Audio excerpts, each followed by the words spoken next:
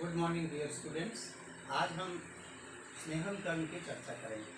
स्नेहन कर्म हम इंग्लिश में यदि कहें तो इसको ओलिएशन थेरेपी कह सकते हैं। मीन्स यह एक थेरेपी है जिसका प्रयोग हम स्वस्थ लोगों में भी कराते हैं और रोगी व्यक्तियों के रोग का निवारण कराने में भी कराते हैं। यहाँ पर आपके मन में प्रश्न होना स्वाभाविक है कि स्वस्थ व्यक्तियों में कैसे कराते हैं। तो स्वस्थ व्यक्तियों में जो हम विभिन्न स्नेहों का प्रयोग कराते हैं, स्नेह द्रव्यों का प्रयोग कराते हैं, वो प्लेन जो स्नेह द्रव्य फैटी सब्सटेंसेस है उनका प्रयोग कराते हैं। जबकि जो रोगी हैं उनमें मेडिकेटेड यानी घी तेल आदि को विभिन्न मेडिसिन से प्रोसेसिंग करके एक औषध सिद्ध घी, औषध सिद्ध तेल का प्रयोग वहाँ पर कराते हैं उस रोग विशेष के संबंध के लिए।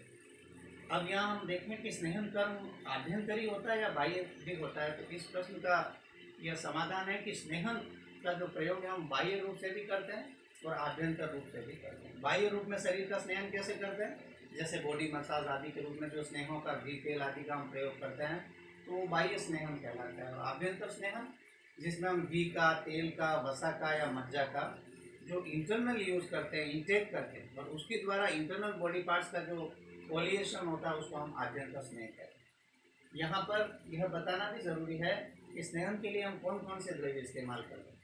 तो सबसे पहले मैं आपको ये बताना चाहूँगा कि यूँ तो स्नेहन के लिए बहुत सारे द्रव्य, मुझे कहना चाहिए असंख्य द्रव्य है, क्योंकि घी तेल वसा मज्जा ये तो प्रधान स्नेह है ही चार। इनके अलावा जो दूध का हम सेवन करते हैं उसमें भी स्नेह है, जो हम दही का सेवन करते हैं उसमें भी स्नेह है, मांसाहारी पुरुष जो मांस और मांस रस का सेवन करते हैं उसमें भी स्निग्ध गुण है। और इससे भी ज़्यादा यदि हम विचार करें तो जो गेहूँ चावल आदि हम खाते हैं उसमें भी स्निग्धता है, आलू का जो सेवन करते हैं उसमें भी स्निग्धता है। लेकिन स्निग्धता की सबसे ज़्यादा मात्रा घी तेल वसा और मज्जा इनमें होती है, इसलिए प्रधान स्नेह आयुर्वेद में चार बताए गए हैं। यहाँ पर आपको ये बताना भी मैं ज़रूरी समझता हूँ कि घी तेल वसा और मज्जा ये चार प्रकार के जो प्रधान स्नेह हैं इनका प्रयोग आयुर्वेद में तो त्रिदोष की थ्योरी है। तो त्रिदोष के हिसाब से किसका कहाँ प्रयोग कराया जाता है, तो आप जानते हैं घी को वात और पित्त दोष का शमन करने के लिए श्रेष्ठ चिकित्सा मानी जाती है या श्रेष्ठ द्रव्य माना जाता है। और तेल जिसको इंग्लिश में ऑयल कहते हैं वो वात और कफ दोष की श्रेष्ठ चिकित्सा है, श्रेष्ठ शमन चिकित्सा भी आप कह सकते हैं। और जो वसा और मज्जा है वो वात दोष के शमन के लिए अच्छे हैं ही, साथ ही साथ पुरुष का बल बढ़ाने के लिए भी उनको देते हैं। लेकिन वहाँ पर विशेष ध्यान ये रखना होता है कि रोगी की अग्नि बहुत अच्छी हो। क्यों कि वसा मज्जा घी की तुलना में गुरु होते हैं, इसलिए जिन लोगों की पाचन शक्ति बहुत अच्छी होती है वहाँ पर ही उनका प्रयोग कराते हैं। इसी प्रसंग में मैं आपको यह भी बता दूं कि ये घी तेल वसा मज्जा जो है इनके सोर्सेज क्या हैं आप जानते हैं, फिर भी यहाँ व्याख्यान में बताना ज़रूरी है। तो ये जो डिफरेंट जो स्नेह द्रव्य हैं जिनका हम स्नेहन कर्म के लिए प्रयोग कराते हैं, इन डिफरेंट स्नेहों को हम दो सोर्स से प्राप्त करते हैं, एनिमल ओरिजिन या एनिमल सोर्स भी कह सकते हैं, वेजिटेबल ओरिजिन या वेजिटेबल सोर्स। यानी आप देखिए ये जो चार प्रधान स्नेह इनमें से भी घी वसा और मज्जा ये एनिमल ओरिजिन से मिलने वाले या एनिमल सोर्स से मिलने वाले स्नेह द्रव्य या फैटी सब्सटेंसेस हैं। जबकि तेल जो है वो हम मेनली वेजिटेबल ओरिजिन या वेजिटेबल सोर्सेज से प्राप्त करते हैं, जैसे तिल का तेल, सरसों का तेल, मूंगफली का तेल। हाँ, कोड लिवर ऑयल आदि एनिमल सोर्स से भी मिलते हैं, लेकिन ज़्यादातर हम जो तेलों का प्रयोग करते हैं या ऑयल्स का जो प्रयोग करते हैं वो वेजिटेबल ओरिजिन वाले जो तेल हैं उनका हम प्रयोग यहाँ पर कराते हैं। इसके बाद हम थोड़ा विस्तार से कहें कि इन घी तेल वसा मज्जा का दोष के अनुसार तो हमने आपको बता दिया कि कौन सा कहाँ पर उचित होगा, लेकिन और भी गुण घी का प्रयोग कहाँ कराएं कि जो लोग अपने शरीर की सातों धातुओं की पुष्टि अच्छे से चाहते हैं, जो दीर्घायु चाहते हैं, जो अपने शरीर का वर्ण या कलर कॉम्प्लेक्शन अच्छा चाहते हैं, शरीर का बल अच्छा चाहते हैं, स्वर अच्छा चाहते हैं, विजन या आई साइट जो है इसको इम्प्रूव करना चाहते हैं। इसके अलावा भी बहुत सारे जो गुण घी के हैं, जैसे अग्नि बढ़ाना, मेधा शक्ति बढ़ाना, स्मरण शक्ति बढ़ाना आदि, इस पर प्रयोजन से भी हम घी जो है उसको एडवाइस कर सकते हैं।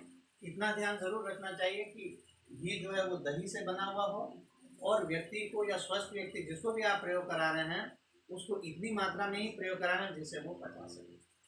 जितनी मात्रा में सेवन किया हुआ घी अगर वो पचा लेता है और वो दही से बना हुआ घी है प्रॉपर प्रोसेसिंग से, तो वो घी आयुर्वेद की दृष्टि से हानिकारक नहीं होता है।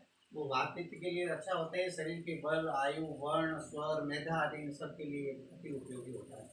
तेल का प्रयोग कहाँ कराना है, जहाँ पर विशेष रूप से वात दोष बढ़ा हुआ हो, जो स्थूल लोग हो उनमें करा सकते हैं, जिसके उदर में कृमि हो, यानी उदर के अंदर या एब्डोमेन के अंदर वर्म्स जिसके हो गए उनको, और जो क्रूड कोस्ट वाले हैं उनको भी तेल का प्रयोग कराना चाहिए।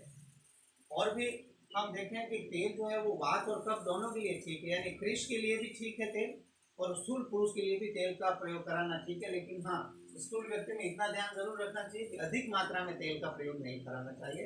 अदरवाइज चूंकि तेल उष्ण गुण वाला होता है, तेल सूक्ष्म गुण वाला होता है, और इस सूक्ष्म गुण वाला होने से वो स्रोतोशोधन करता है। इससे क्या होता है, शरीर की सातों धातुएं सम रूप में बनती है, समान मात्रा में उनका पोषण होता है, और उससे स्थूलता का निवारण होता है। क्योंकि ओबेसिटी में होता है क्या है, मेद धातु अधिक बनती है। ऐसा क्यों होता है कि मेद के द्वारा वहाँ स्रोतों का अवरोध हो जाता है, और तेल जो है वो स्रोतोरोध को दूर करता है। इसलिए तेल स्थूल और कृष दोनों में एप्रोप्रिएट डोज में प्रयोग करा सकते हैं। कितना जरूरी है कि कृष जितनी मात्रा में ऑयली सब्सटेंसेस खा सकता है, सेवन कर सकता है, उतना स्थूल को नहीं कराना है, पर अल्प मात्रा में तेल दिया जा सकता है। क्योंकि घी या वसा मज्जा देने से तो ओबेसिटी और भी ज़्यादा वहाँ पर बढ़ेगी। इसके बाद हम ये देखें कि ये जो चार स्नेह है, घी, तेल, वसा और मज्जा, इनमें भी अगर हम कंपैरिजन करें तो किसको आचार्य ने श्रेष्ठ बताया है? इन चार में भी घी को सबसे श्रेष्ठ बताया, क्योंकि घी संस्कारों का अनुवर्तक है। यहाँ संस्कारों का अनुवर्तक होने का क्या मतलब है कि घी को जिन औषधियों के साथ हम प्रोसेस करते हैं या संस्कारित करते हैं, ये उन औषधियों के गुण को भी ले लेता है, और साथ साथ अपने जो गुण है, अपनी जो क्वालिटीज है, उनको भी ये बनाए रखता है। खुद की क्वालिटी जो है उनको लूज नहीं करता। इस दृष्टि से घी को श्रेष्ठ बताया गया। अष्टांग संग्रहकार, अष्टांग हृदयकार और भी कारण बताते हैं घी के श्रेष्ठ होने में। वो कहते हैं कि घी स्नेह द्रव्यों में एक ऐसा ऑप्शन है जिसका हम जन्म से ही सेवन करते हैं। आप एग्री करेंगे कि जब हम जन्म लेते हैं तभी से माँ का जो दूध पीते हैं उसमें भी चाहे कम मात्रा में हो पर फैट उसमें ज़रूर होता है, तो तभी से हम घी का सेवन करते हैं। तो जन्म से ही इसका सेवन करने से हमारे शरीर की एक तो साथ में होता है। और दूसरी बात, घी मधुर रस वाला है, मधुर विपाक वाला है, और शीत वीर्य वाला है। इस कारण से ये शरीर में विधा है या बर्निंग सेंसेशन भी नहीं करते हैं। संस्कारों का अनुवर्तक चरक ने भी कहा है, वाग्भट आदि अन्य विद्वानों ने भी कहा। इन सारे गुणों से घी को इन चार स्नेहों में भी श्रेष्ठ कहा जाता है। इस संदर्भ में मैं आपको ये भी बता दूं कि यदि हम इन चार स्नेहों में से किसी भी योग में या किसी भी प्रयोग में दो स्नेहों को मिला के प्रयोग कराते हैं तो उसको यमक कहते हैं। इन चार में से तीन स्नेह जिसमें मिलाए हैं उसको त्रिवृत कहते हैं, और चारों स्नेह जिस योग में मिला करके हम प्रयोग कराते हैं उसको महास्नेह कहते हैं। इसके बाद हम थोड़ा चर्चा करें उसके दूसरे भेद की। स्नेहन का कॉन्सेप्ट अगर हमें समझना है तो उसका एप्लीकेशन जो है उसको समझना पड़ेगा, मोड ऑफ एप्लीकेशन जो है उसको भी समझना पड़ेगा। तो इसमें आप देखिए कि पहला तो हमने बताया कि बाह्य स्नेह और आभ्यंतर स्नेह, उसको याद रखें। दूसरा है समन स्नेह और शोधन स्नेह। समन और शोधन यानी ये भी दो स्नेह की वेराइटीज हैं। आप देखें, यानी हम शमन के लिए भी स्नेह का प्रयोग कराते हैं और शोधन पर्पस से भी कराते हैं। जनरली जो लोग हैं, छात्र आदि, उनके दिमाग में ये रहता है कि स्नेह का जो प्रयोग है वो पंचकर्म के पूर्व कर्म के रूप में किया जाता है, या यूं कहें कि वो मानते हैं स्नेह में पंचकर्म का पूर्व कर्म।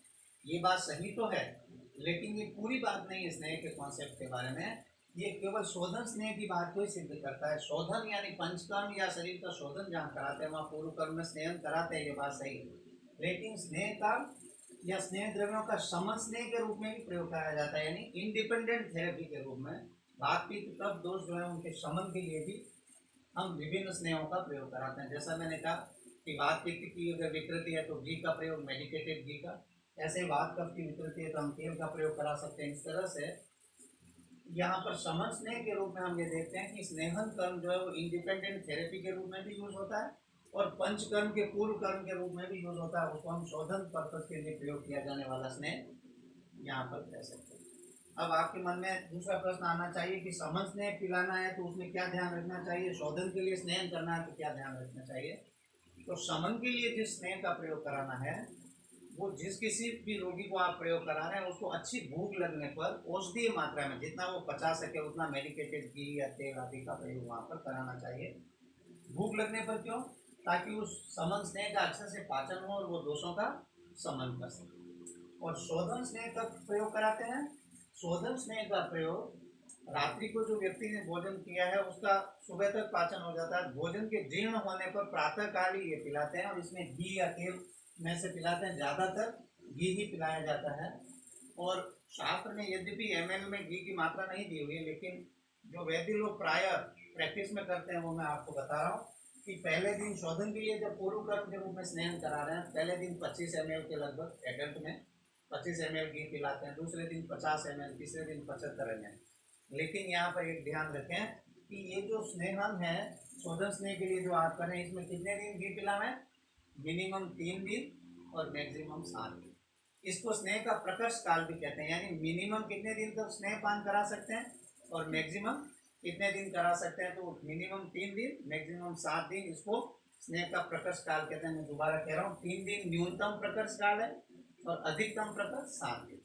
शोधन के लिए जब प्रयोग करा रहे हैं 7 दिन से ज़्यादा घी नहीं पिलाना, यानी 7वें दिन 175 ml घी हो जाएगा वयस्क व्यक्ति में। लेकिन हर रोगी में 7 दिन पिलाना जरूरी नहीं है। हम चूंकि पंचकर्म के लिए शरीर का स्नेहन करने के लिए शोधन स्नेह का प्रयोग यहाँ पर करा रहे हैं, तो रोगी के शरीर में सम्यक स्नेहन के लक्षण उत्पन्न हो जाए तब तक ही पिलाना चाहिए। वो लक्षण यदि 4-5 दिन में उत्पन्न हो गए तो 5 दिन के बाद हम सीधा स्वेदन कराएंगे, फिर वमन या विरेचन का प्रयोग कराते हैं। जरूरी नहीं कि सारे रोगियों में 7 दिन पिलाएं। तो फिर आचार्य ने ऐसा क्यों कहा? ऐसा इसलिए कहा कि हमारे पास जो रोगी आते हैं उन सब के कोष्ठ की नेचर, बोवेल की जो नेचर है वो समान नहीं होती। कुछ मृदु कोष्ठी होते हैं, कुछ मध्यम कोष्ठी होते हैं और कुछ क्रूर कोष्ठी होते हैं। तो आचार्य कहते हैं जो मृदु कोष्ठी है वो जनरली 3 दिन में स्निग्ध हो जाते हैं, ओलिएटेड हो जाते हैं, और जो क्रूर कोष्ठ वाले हैं वो 7 दिन में जनरली स्निग्ध हो जाते हैं। ये ऑब्जर्वेशन देते हैं, इसलिए 3 से 7 दिन बताया। सभी रोगियों में 7 दिन तक स्नेह पिलाना जरूरी नहीं। सम्यक स्नेह के लक्षण यहाँ मैं इस प्रसंग में कह दूँ क्या है कि जब रोगी में वातानुलोमन होने लगे, उसके शरीर में स्किन आदि में स्निग्धता हो जाए, उसका मल ग्रंथिभूत नहीं निकले, उसकी अग्नि दीप हो जाए, इन सारे लक्षणों को देखकर हम कहेंगे सम्यक स्नेहन हो गया, फिर स्नेहन बंद कर देना चाहिए। अब इस प्रसंग में आपको थोड़ा सा ये भी बताना जरूरी है कि स्नेह की मात्रा के बारे में आयुर्वेद क्या कहता है। तो आयुर्वेद में स्नेह की 3 प्रकार की मात्रा बताई गई, प्रधान मात्रा, मध्यम मात्रा और ह्रस्व या अल्प मात्रा। प्रधान मात्रा किसको कहा आयुर्वेद ने? किसी व्यक्ति को हम स्नेह पिला रहे हैं और वो स्नेह की मात्रा यदि 24 घंटे में पूर्ण रूप से पाचन को प्राप्त हो तो उसको प्रधान मात्रा कहा। अगर वो 12 घंटे में पचे पिया हुआ स्नेह तो वो मध्यम मात्रा होगी, और स्नेह की ऐसी मात्रा जो 6 घंटे में पाचन को प्राप्त हो उसको अल्प मात्रा कहते हैं। तो यहाँ शोधन स्नेह के लिए मध्यम मात्रा में स्नेह पिलाने के लिए आचार्य है, इसका भी हमें यहाँ पर विशेष रूप से ध्यान रखना चाहिए। स्नेह के जो कॉन्टेक्स्ट है उसमें एक चीज़ और आपको ध्यान रखना चाहिए कि स्नेह का प्रयोग हम कैसे कराएं। तो हम 2 तरह से प्रयोग कराते हैं स्नेह का। एक तो अच्छपान कराते हैं, अच्छपान यानी केवल स्नेह, केवल घी या तेल का जो पान कराते हैं उसको अच्छपान कहते हैं। और अभी भी मैं शोधन के लिए जो स्नेहन की बात कर रहा था उसमें ज़्यादातर रोगियों में हम अच्छपान ही कराते हैं, प्लेन घी पिलाते हैं और उससे हम स्नेहन करते हैं। और स्नेह का ये जो प्रयोग का तरीका है अच्छपान, ये श्रेष्ठ या प्रधान माना जाता है। लेकिन कुछ रोगी ऐसे भी होते हैं जो केवल घी पी नहीं सकते और उनका स्नेहन करना है तो क्या करें? तो दूसरा वे ऑफ एप्लीकेशन आचार्य ने बताया है विचारणा। दूसरा जो तरीका है स्नेह का प्रयोग का उसको क्या कहते हैं? विचारणा। यहाँ सबसे पहले इस विचारणा शब्द को मैं आपको बता दूं। विचारणा का मतलब है यहाँ पर प्लेन घी या ऑयल नहीं पिलाएंगे। जहाँ पर घी या तेल का प्रयोग खाने पीने की चीज़ों के साथ मिला करके या अन्य औषध आदि के साथ मिला करके जब हम प्रयोग कराते हैं तो उसको विचारणा कहते हैं। या घी तेल का प्रयोग डिफरेंट बॉडी पार्ट्स में एक्सटर्नल यूज के रूप में जहाँ पर करते हैं, जैसे कर्ण पूरण हुआ, अक्षी तर्पण हुआ, या नासा में नष्ट के माध्यम से हुआ, या अभ्यंग के माध्यम से हुआ, या बस्ती के रूप में भी करते हैं, वो सारा विचारणा नाम है। आप दोबारा जाने, विचारणा में ज़्यादातर क्या होता है? प्लेन घी का इंटरनल यूज नहीं होता है। अगर इंटरनल यूज करना है तो खाने पीने की चीज़ें, उसके लिए जो भात बना रहे हैं, जिलेबी बना रहे हैं, मांस रस बना रहे हैं, और भी खाने पीने की विविध कल्पनाएं, यूश बना रहे हैं, सूप बना रहे हैं, उनके साथ मिला के जब घी का प्रयोग कराते हैं तो उसको विचारणा कहते हैं। और ये कहाँ प्रयोग कराते हैं? कि जिनको स्नेह साथ में नहीं है, या जो सुकुमार प्रकृति के या डेलिकेट नेचर वाले लोग हैं, या जो बहुत अधिक कष्ट सहन नहीं कर सकते, स्नेहपान करने के बाद जो थोड़ा बहुत क्लेश आदि होता है उसको सहन नहीं कर सकते, ऐसे रोगियों में हम विचारणा जो है उनके माध्यम से भी स्नेहन कर सकते हैं। और ये विचारणाएं आचार्य ने खाने पीने की चीज़ों के साथ मिलाकर जो प्रयोग करने की बात है उस संदर्भ में 24 विचारणाएं बताइए चरक संहिता के 13वें अध्याय में, और विभिन्न रसों के अनुसार 64 प्रकार की विचारणा भी चरक में बताइए, उनका एप्रोप्रिएट यूज हमें कराना चाहिए। इन विचारणाओं में ये ध्यान जरूर रखना चाहिए कि खाने पीने में जिस रोगी को जो आहार साथ में उसके साथ मिला करके इतनी मात्रा में स्नेह का प्रयोग कराएं कि वो उसको पचा सके, उसके लिए अनुकूल हो सके, ये भी यहाँ पर ध्यान रखना जरूरी है। यहाँ स्नेहन के प्रसंग में एक बात और भी विचारणी है कि ये जो घी तेल आदि सर आपने बताया, इनका काल जो, इसका भी कुछ विचार करना चाहिए क्या, टाइम फैक्टर के बारे में भी सोचना चाहिए क्या, कब प्रयोग कराना। तो आचार्य कहते हैं सर्दी सरदी पातव्यम वसा मज्जा च माधवे तेलम प्रावश नाति उष्ण शीते स्नेहम पीडेन, अर्थात घी का प्रयोग शरद ऋतु में कराना चाहिए। क्यों? आप जानते हैं शरद ऋतु में पित्त दोष का कोप होता है, और पित्त की श्रेष्ठ समन चिकित्सा की तो वहाँ शरद ऋतु में घी का प्रयोग कराना चाहिए। वसा और मज्जा का सेवन वैशाख में कराना चाहिए, क्योंकि वैशाख में न तो ज़्यादा सर्दी होती है न ज़्यादा गर्मी होती है। रोगी का जो या स्वस्थ व्यक्ति जिसमें भी प्रयोग करा रहे हैं उसका बल भी मध्यम होता है, और ऐसी स्थिति में जो न अधिक शीत या न अधिक उष्ण ऐसे वसा मज्जा का प्रयोग वहाँ वैशाख में कराना चाहिए। और तेल का प्रयोग प्रावृत ऋतु में कराना चाहिए। आप जानते हैं प्रावृत ऋतु में वात की अधिकता होती है, और तिल जो है आपका वो वात दोष के समन के लिए श्रेष्ठ चिकित्सा है। उस दृष्टि से भी वहाँ प्रावृत ऋतु में तेल का सेवन कराना चाहिए। दूसरा काल का विचार हम कैसे करते हैं, जो मैंने समन शोधन में बताया, समन में भूख अच्छी लगने पर फिर हम स्नेह का सेवन कराएंगे, और शोधन में रात्रि का भोजन जीर्ण होने पर कराएंगे, वो भी काल की दृष्टि से विचार है। और तीसरा क्या है, आचार्य कहते हैं अगर कोई इमरजेंसी नहीं है स्नेहन कराने की, तो ऐसी स्थिति में जब स्नेह प्रयोग कराना हो तो कब कराना है, जब न ज़्यादा सर्दी हो और न ज़्यादा गर्मी हो तब कराना। लेकिन रोगी किसी भी मौसम में आ सकता है, ऐसी स्थिति में क्या करें, तो आचार्य कहते हैं कि सपोज कोई कफ की अधिकता वाला रोगी है और सर्दी का मौसम है, ऐसे में आया और आपको लगता है उसमें स्नेहन से साध्य होने वाला रोग है, तो क्या करें। तो आप जानते हैं कि शीत ऋतु है और कफ उसमें बढ़ा हुआ है, ऐसे में दिन में स्नेहन कराना दोपहर में, क्योंकि सर्दी में दोपहर में कंपेरेटिवली टेम्परेचर ठीक रहता है रात्रि की तुलना में, तो दोपहर में स्नेह पान करा। दूसरी बात, क्योंकि कफ शीत गुण वाला है, मौसम भी शीत गुण वाला है, तो वहाँ पर स्नेह द्रव्यों में से क्या ऑप्शन होगा, तेल। तेल उष्ण गुण वाला है तो वहाँ तेल प्रयोग कराना। दूसरे रोगियों का ग्रुप आ सकता है जिसमें वात पित्त के रोग और गर्मी का मौसम है, तो हमने पहले कहा सामान्य नियम के अनुसार गर्मी और अधिक सर्दी में स्नेहन नहीं कराना, लेकिन अगर ऐसा रोग आ गया स्नेहन कराना ही है और वो वात पित्त की अधिकता वाला रोग है और गर्मी का मौसम है, तो आप जानते हैं पित्त भी गर्म है, उष्ण प्रकृति का है, और काल भी उष्ण है, ऋतु भी उष्ण है वहाँ, तो क्या करें, इन चार स्नेहों में से शीत कौन है, घी, तो वहाँ पर घी का प्रयोग कराना है, और सायंकाल करावे या रात्रि में करावे। क्यों कि दिन की तुलना में ग्रीष्म काल में सायंकाल में टेम्परेचर कम हो जाता है, और वहाँ मात्रा आदि का भी थोड़ा ध्यान हम रख सकते हैं। इस दृष्टि से अगर हम प्रयोग कराते हैं तो वहाँ पर स्नेह उनके लिए विशेष रूप से कार्यकारी होगा। एक चीज़ और हम आपको यहाँ बताना चाहेंगे, समन और शोधन पर्पज से स्नेह का प्रयोग कराते हैं, ये हमने आपको बताया, लेकिन एक और भी स्नेह का तरीका है या प्रकार है, उसको कहते हैं बृंहण स्नेह। बृंहण स्नेह आप कहेंगे ये क्या है, स्नेह का अल्प मात्रा में जहाँ प्रयोग कराते हैं उससे व्यक्ति के शरीर की जो धातु है वो बढ़ती है, वो वेट गेन करता है, उसका बल पुष्टि आदि ये सब बढ़ते हैं, उसको बृंहण स्नेह कहते हैं। इसका प्रयोग हम डे टू डे लाइफ में करते हैं। आप एग्री करेंगे, अपन सब्जी बनाते हैं, खिचड़ी बनाते हैं, दलिया बनाते हैं, चपाती बनाते हैं, इनके साथ हम घी और तेल का उचित मात्रा में जो डेली बहुत अल्प मात्रा में जो प्रयोग करते हैं, उसके लिए कोई बहुत अधिक प्रिकॉशंस की ज़रूरत नहीं होती, क्योंकि हम अल्प मात्रा में लेते हैं और ये हम नित्य प्रयोग करते हैं। इससे हमारे शरीर का बल बढ़ता है, इम्यूनिटी बढ़ती है, इसको हम बृंहण स्नेह कहते हैं। यदि स्नेह की जो 3 प्रकार की मात्रा मैंने आपको बताई, प्रधान मात्रा, मध्यम मात्रा, अल्प मात्रा, उसको हम देखें तो जो अल्प मात्रा है 6 घंटे में पचने वाली, उस अल्प मात्रा में या उससे भी कम मात्रा में हम स्नेह का प्रयोग यहाँ बृंहण स्नेह के लिए करा। शोधन स्नेह जो पहले बताया उसमें हमने क्या कहा आपको, वहाँ मध्यम मात्रा में स्नेह का प्रयोग कराते हैं, अर्थात इतनी मात्रा में स्नेह देते हैं जो कि 12 घंटे में कर जाए शोधन के लिए, तो ये ध्यान भी हमें यहाँ रखना जरूरी है। अब हम विशेष जो ध्यान यहाँ देना है यहाँ स्नेह प्रकरण में, उस पर थोड़ी सी चर्चा कर लेते हैं कि स्नेह कर्म को अगर हम मेथड वाइज विचार करें तो इसके मेथड में क्या ध्यान रखना चाहिए, इसकी विधि क्या है। इसकी विधि को आप 3 सब डिवीजन में डिवाइड कर सकते हैं, 3 तरह के सब डिवीजन बना सकते हैं, पूर्व कर्म, प्रधान कर्म और पश्चात कर्म। अब इनको हम देखें। स्नेह के पूर्व कर्म में हम क्या करते हैं, स्नेहन के पहले दिन या कुछ दिन पहले से हम ऐसा आहार लें जो लघु हो, जो उष्ण हो, जो द्रव गुणों वाला हो, जो शरीर में अभिषेक उत्पन्न न करे, ऐसा आहार हम वहाँ पर सेवन कराते हैं। उसके बाद प्रधान कर्म में हम क्या विचार करते हैं, इसमें तो हमको स्नेहन कराना ही है, उसको स्नेह का बाह्य प्रयोग मसाज आदि के रूप में और इंटरनल यूज भी स्नेह का कराना ताकि शरीर का सम्यक स्नेहन हो। तो इसमें सबसे पहले हमें यह देखना है कि वो रोगी स्नेहन के योग्य किया जाए।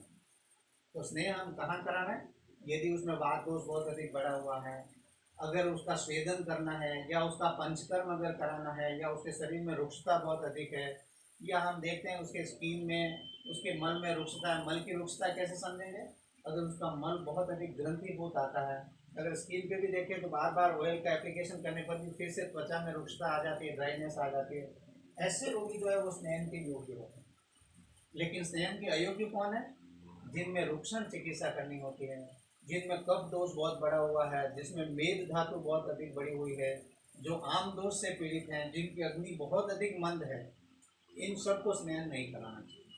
आप सोच रहे होंगे कि जिनकी अग्नि बहुत अधिक मंद है उनको क्यों नहीं कराना चाहिए, तो इसको समझना बहुत आसान है। आप जानते हैं कि फैटी सब्सटेंसेस जो हैं वो पचने में गुरु होते हैं, भारी होते हैं, और जिसकी अग्नि अति मंद हुई पड़ी है वो स्नेहों को पचा नहीं पाता, इसलिए जो अति मंदाग्नि वाले हैं, अल्पाग्नि वाले हैं, उनको भी स्नेहन नहीं कराएं। आम दोष में अगर स्नेहन कराएंगे तो आम दोष और बढ़ जाएगा। इन कुछ बातों का विचार करके जो स्नेहन के योग्य हैं, या फिर जिनमें वात दोष बढ़ा हुआ है, जिनमें रुक्षता बहुत अधिक है, ऐसे रोगियों में हम स्नेहन का प्रयोग कराएंगे। स्नेहन का प्रयोग यहाँ कराएंगे तो हम क्या ध्यान रखेंगे, जो मैंने आपको अभी बताया विशेष रूप से कि घी या तेल को हम कोई एक ऑप्शन लेते हैं, इनमें से ज़्यादातर घी का ही प्रयोग आभ्यंतर स्नेह के लिए करते हैं, लेकिन कहीं तेल का भी करा सकते हैं, लेकिन तेल को पीने में रोगी को थोड़ी कठिनाई होती है, इसलिए ज़्यादातर आभ्यंतर स्नेह का प्रयोग हम जब कराते हैं तो घी ही हमारा ज़्यादातर ऑप्शन होता है। घी का प्रयोग हम कराते हैं और इसको ग्रेजुअली बढ़ती हुई मात्रा में कराते हैं। पहले मैंने इस व्याख्यान में किसी प्रसंग में स्नेह के प्रकर्ष काल में कहा भी, मिनिमम 3 दिन और मैक्सिमम 7 दिन तक घी का प्रयोग शोधन के पूर्व क्रम के रूप में जब स्नेहन करा रहे हैं तो कराते हैं। और उसको भी 25 ml पहले दिन, दूसरे दिन 50 ml, फिर तीसरे दिन 75 ml, इस तरह से ग्रेजुअली बढ़ाते हैं और 7 दिन से अधिक स्नेहन नहीं कराते हैं। 3 से 7 दिन का समय इसका स्नेहन का है। अब इसके ये आपने स्नेहपान करा लिया, तो इसके बाद क्या देखना होता है, सम्यक स्नेहन के लक्षण हुए कि नहीं, जिनका मैंने पूर्व में व्याख्यान किया, आज के व्याख्यान में, कि वातानुलोमन हो जाए, मल जो है वो चिकना आने लगे, अग्निदीप्त हो जाए, इसका मतलब उसका सम्यक स्नेहन हो गया।